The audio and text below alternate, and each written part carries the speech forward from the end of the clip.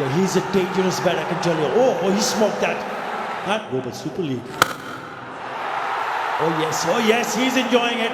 He knows when he's hit that first boundary. 2025 সালটা শুরু হয়েছে একটি সুন্দর চমক দেখিয়ে। মাঠে নেমেছে রংপুর রাইডার্স।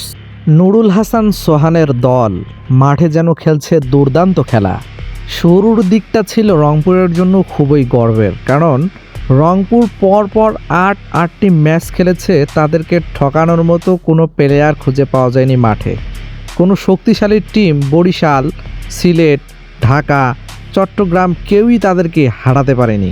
রংপুরের দর্শকেরা ম্যাচগুলোকে উপভোগ করে নিয়েছে, কারণ ম্যাচগুলো ছিল দেখার মতো ম্যাচ।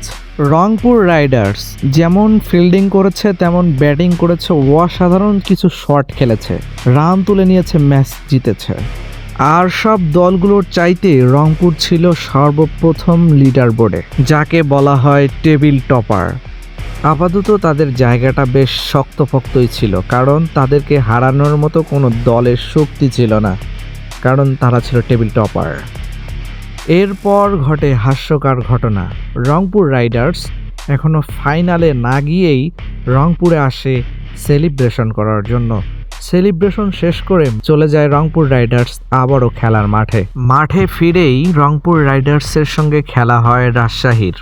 কাকতালীয়ভাবে তাসকিনের দল রংপুর রাইডার্সের সঙ্গে খেলে সেই খেলায় বিজয় তুলে নেয় এবং প্রথমবারের মতো রংপুর রাইডার্সকে কোনো দল হারিয়ে দেয়। যদিও আমরা এটি শুনতে পেরেছি, এই ম্যাচটি ছিল রাজশাহীর সঙ্গে রংপুর রাইডার্সের ফিক্সিং ম্যাচ।